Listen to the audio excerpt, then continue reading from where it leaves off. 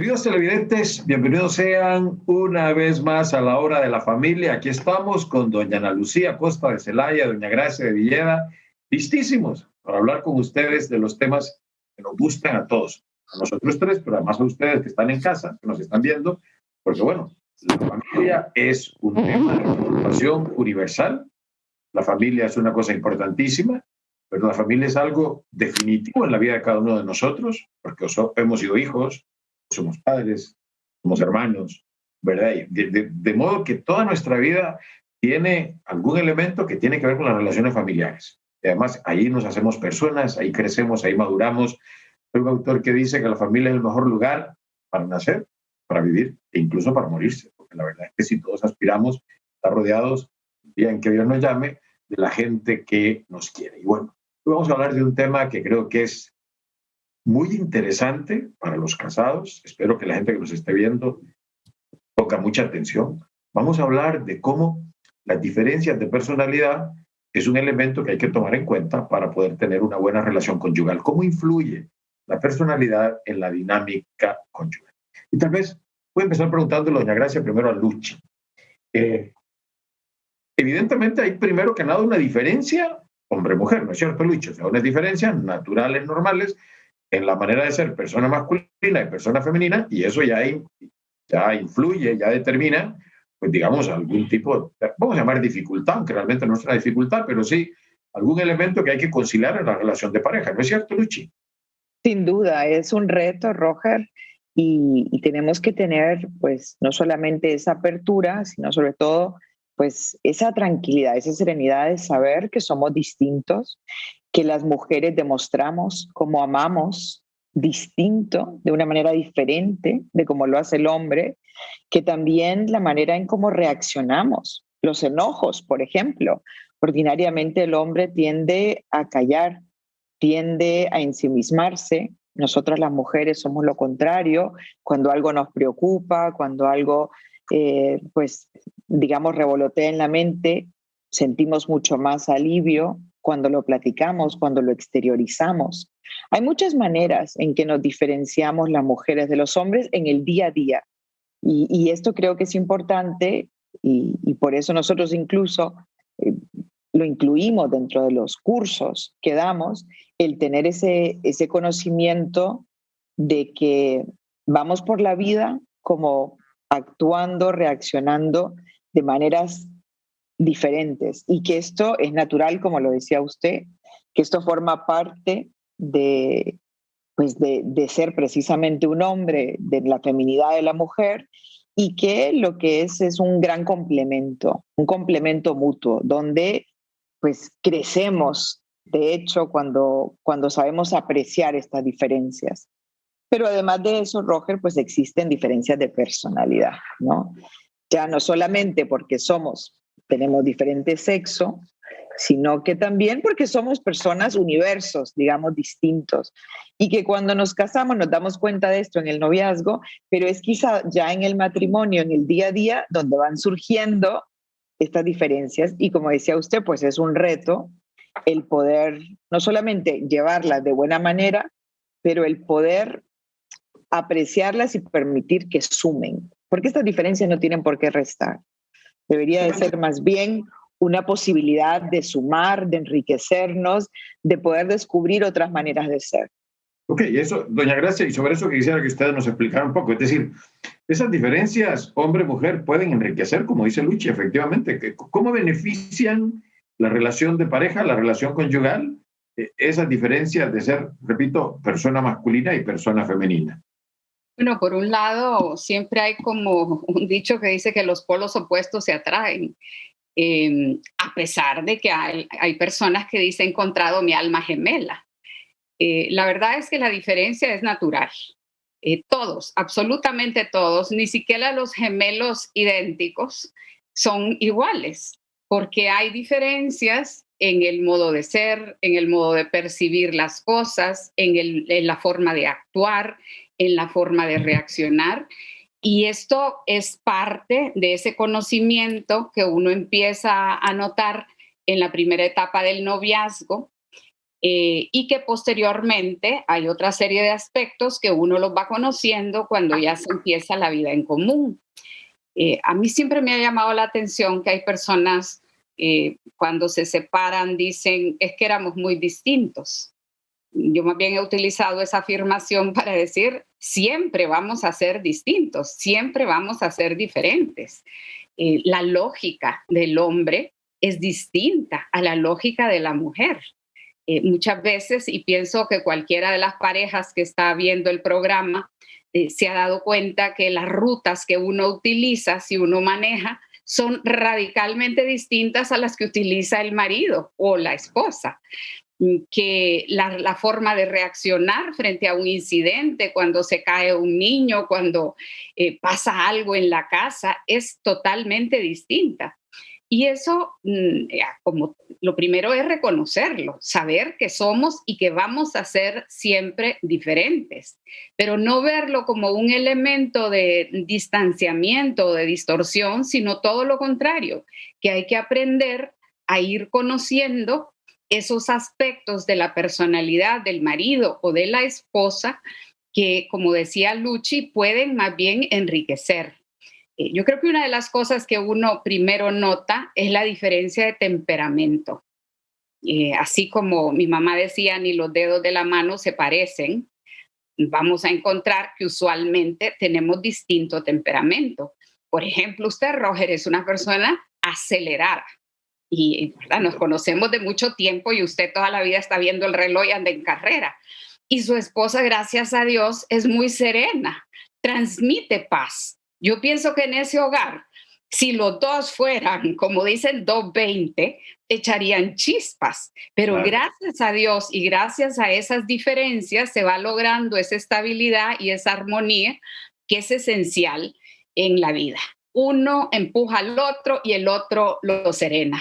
¿Y qué hacer, Luchi, para que efectivamente esas diferencias no vayan a poner en riesgo la estabilidad conyugal? Es decir, o sea, ¿qué sabiduría deben tener él y ella, verdad? Para que efectivamente, ya ustedes lo han dicho, más bien eso puede beneficiar, puede complementar, puede ayudar para que la relación sea mejor. Creo que, Roger, lo fundamental es lo que decíamos. Uno, bueno, pues a ver, somos distintos y doña Gracia pues daba un ejemplo donde somos distintos en la manera en cómo actuamos, es decir, en lo apasionado que podemos ser unos, mientras otros tal vez más serenos, pero pensemos en cosas que quizás sí pareciera que pueden generar más roce. Digamos, una persona que es muy ahorrativa o muy generosa versus una persona que es tal vez más gastona o que es, digamos, pues más tacaña, por usar una palabra, ¿verdad?, más común. Una es comprender, me he enamorado de esta persona así como es, ¿no?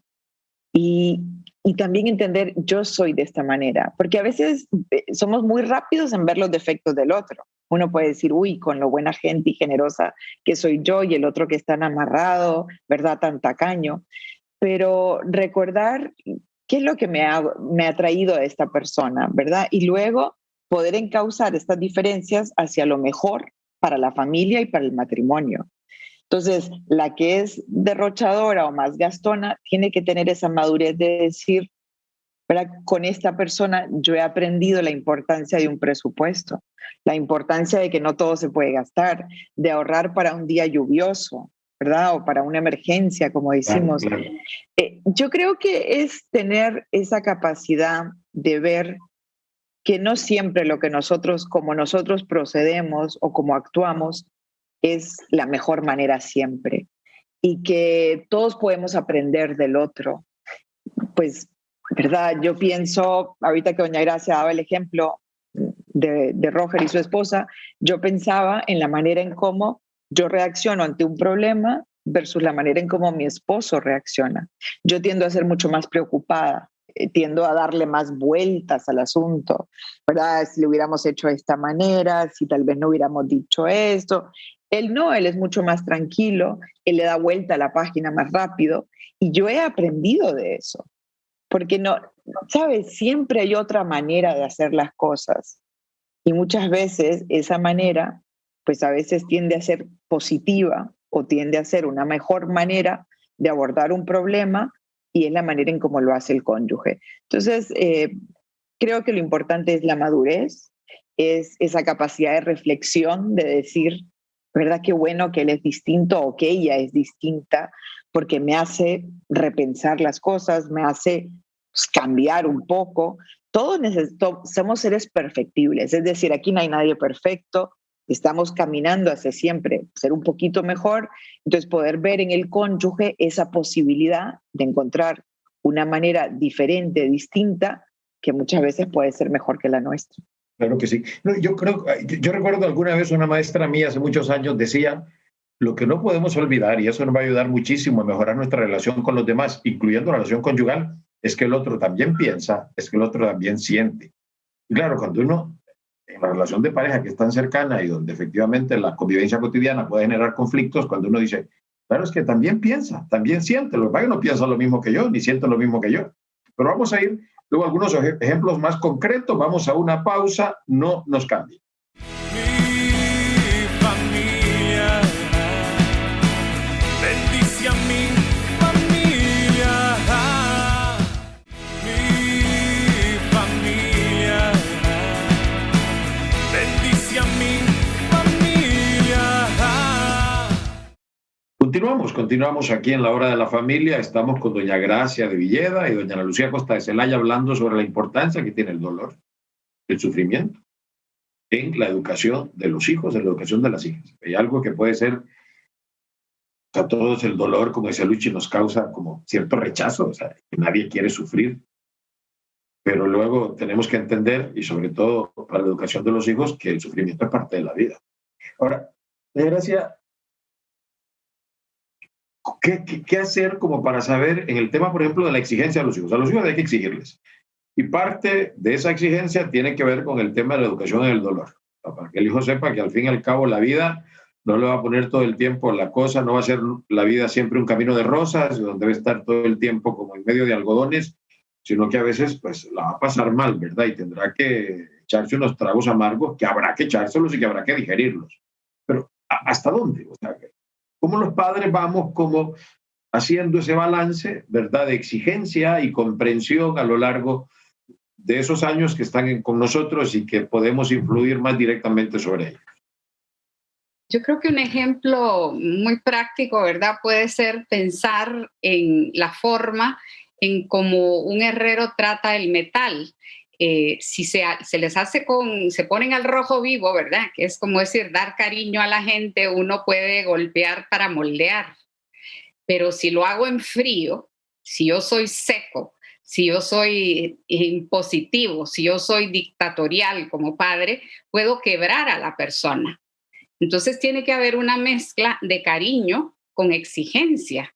Y eso es lo que muchas veces, por el temperamento, por el modo de ser de cada uno de nosotros, en determinado momento nos tiene que costar. O sea, lo que nosotros no podemos es caer en el error de lo que Luchi decía, simplificarles la vida, pavimentarles la vida, que es lo que hoy se está haciendo con mucha frecuencia, para que los hijos no tengan que enfrentar problemas ni dificultades.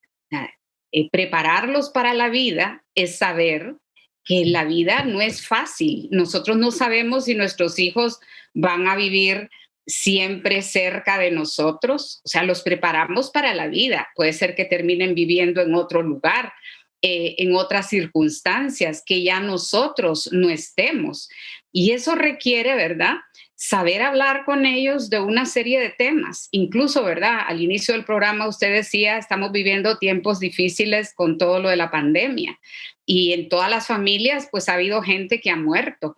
Si nosotros no les enseñamos a enfrentar la realidad de la muerte, que es quizá lo más real, lo más seguro que todos tenemos, y de lo que no nos gusta hablar porque nos da miedo, porque quisiéramos que nunca llegara. Pero es un error no querer ver lo que es una realidad. Entonces, en la medida en que nosotros sabemos con cariño, insisto, que ese es el mejor elemento, con cariño, saberles decir las cosas, saberles explicar eso que puede costarles de cuando son pequeños, ¿verdad? El tener que prepararse para un examen, el enfrentar un profesor o una profesora difícil.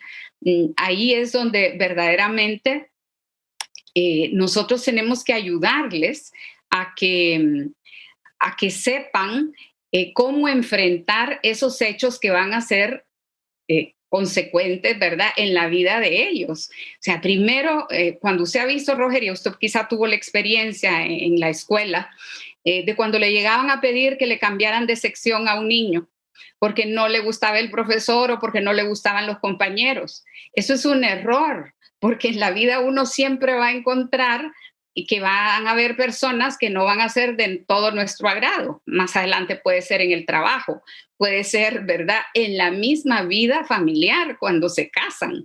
¿Qué tal que le toque un suegro, una suegra difícil o unos cuñados complicados? Entonces uno tiene que irles preparando a lo que decía Luchi, a saltar las olas del mar de la vida. La vida nunca va a ser plana como piscina, siempre va a tener o la va o la viene. Y preparar los hijos para la vida es prepararlos para enfrentar la adversidad, el problema, la dificultad y el dolor, que es un componente que siempre nos acompaña a lo largo de la vida. Justamente, y por eso, Luchi, es que la sobreprotección siempre será una actitud errada en la educación de los hijos. Explíquenos, por favor. Bueno, la sobreprotección hay que entender que nuestro deber, no solamente ese deseo que tenemos como padres, sino que también nuestro deber es proteger a los hijos. Pero cuando hablamos de sobreprotección es cuando tomamos actitudes o comportamientos que van más allá del cuidado de los hijos. Es como no querer que nada les afecte, es como que no querer que nadie los ofenda, es lo que deja de ser normal y natural en la crianza de los hijos y se vuelve no solamente enfermizo, sino que también contraproducente para los hijos. ¿De qué manera sobreprotegemos? Bueno, de muchas. Uno, ya lo decía Roger, es cuando les apagamos los incendios, ¿verdad? Donde corremos a resolverle los problemas, y lo podemos ver en cosas cotidianas, como por ejemplo el niño que tropieza y que en lugar de que nosotros dejemos que un niño, estoy hablando de cuando empiezan a caminar, ¿verdad? De tal vez año y medio, que tropiezan, se caen y la mamá hace un drama, en lugar de dejar que el niño, pues, que se ha caído, de alguna forma, pues se recomponga, digamos, o él solito se vuelva a levantar, es que corremos a levantarlo, a limpiarlo, a curarle alguna pequeña rasponcito. Y no estoy diciendo, no me refiero a casos extremos, no, que me refiero a cuando no ha pasado nada y somos más bien nosotros los papás los que estamos haciendo una gran tragedia de algo donde no hubo. Donde, por ejemplo, nos peleamos con otros papás porque los niños tuvieron una diferencia, un altercado. En lugar de dejar que sea el niño mismo el que resuelva la diferencia con su compañero, entonces los papás se meten. Esto es sobreprotección. También es cuando actuamos como anestesista del hijo, ¿verdad? Que no sufra nada. Entonces, como le duele la vacuna o no quiere ir al médico, pues que no vaya. Que como no le gusta ir al dentista porque le da miedo, pues entonces, ¿verdad? Que no le hagan lo que tienen que hacer. Cuando vamos de alguna forma como sedándolo, porque lo que decíamos, que si no le gusta el maestro, pues entonces pido que lo cambien de grado, de aula, o que le cambien el maestro. Cuando vamos asumiendo, como decía Roger, sus errores, entonces no estudió para el examen y entonces mando una nota al colegio diciendo que no puede tomar el examen porque estuvo muy grave, con fiebre, y es mentira, no es cierto. Esas son las cosas de la sobreprotección. ¿Qué pasa con la sobreprotección? Que vamos criando niños inseguros, niños que no conocen sus propias capacidades, que creen, o por un lado, que pueden hacerlo todo, porque los papás lo hemos venido haciendo por ellos, o lo contrario, que se creen incapaces de todo, porque se dan cuenta que es el papá, la mamá, el que o la que hace las cosas en su lugar. Es un niño con una autoestima baja, porque cuando tiene un problema alguien más le resuelve, alguien más entra a defenderlo, alguien más lo sustituye. Son hijos que se vuelven tiranos, porque como están acostumbrados a que tienen un séquito de personas que van y le apagan el fuego o van y lo anestesian ante el dolor, entonces van por la vida exigiéndole a todos, porque esperan que todo el mundo les resuelva, les pavimente. Entonces, pensar que lo que estamos haciendo es distorsionando la personalidad de nuestros hijos, limitándole su capacidad de enfrentarse a la vida, de resolver sus problemas, y también haciéndolo una persona que depende de los demás y que tiende a victimizarse también, ¿no? Porque lo hemos acostumbrado a que todo el mundo tiene la culpa de lo que le pasa, todos menos él. Entonces creo que es fundamental, Roger, tener muy claro que la sobreprotección, lejos de ser una práctica de padres que educan, de padres que forman, suele ser más bien una tendencia de padres que deforman la personalidad de los hijos. Ahora, Luchi, lo que sí es cierto, doña Gracia, es que, bueno, yo estoy convencidísimo que en la medida en que uno va educando a los hijos, al final quien termina más educado es uno. Todo el tema de práctica de virtudes humanas, todo el tema de adquisición de valores.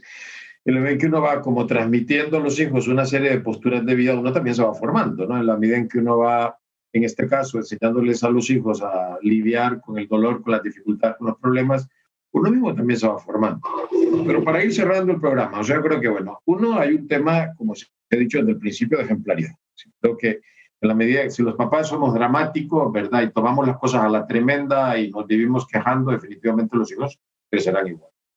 Y claro, esto no significa como crear unos hijos como sin sentimiento, ¿verdad? Cuando una persona tiene un problema y quiere llorar, pues que llore, ¿no? Ya decía también San José María Escrivá que solo las bestias no lloraban, de ahí todos lloramos, los hombres y las mujeres.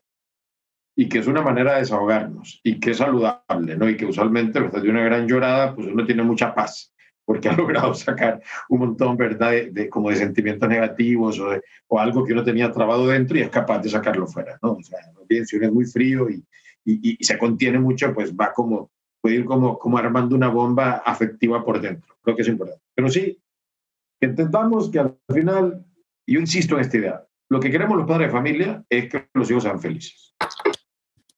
Y como la vida no les va a ahorrar problemas, y como para ser felices tendrán que lidiar, y lidiar, el verbo me encanta, porque es de lidiar es torear a un toro, ¿verdad? Los toros de Lidia, el verbo lidiar es eso, es torear, ¿verdad? Con una capa un toro.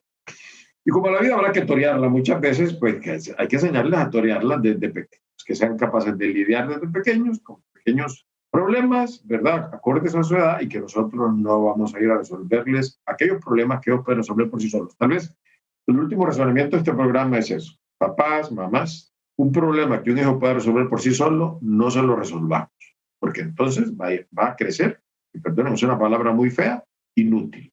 Y la inutilidad le va a generar muchísimo sufrimiento en la vida. Así que gracias por estar siempre en compañía de Suyapa TV a la hora de la familia. Y bueno, de nuestra parte, ¿verdad? Pues es todo por hoy. Y aunque es un tema, yo diría casi inagotable, pues ya hablaremos en otra ocasión de este tema, pero por hoy es todo. Nos veremos en otro programa.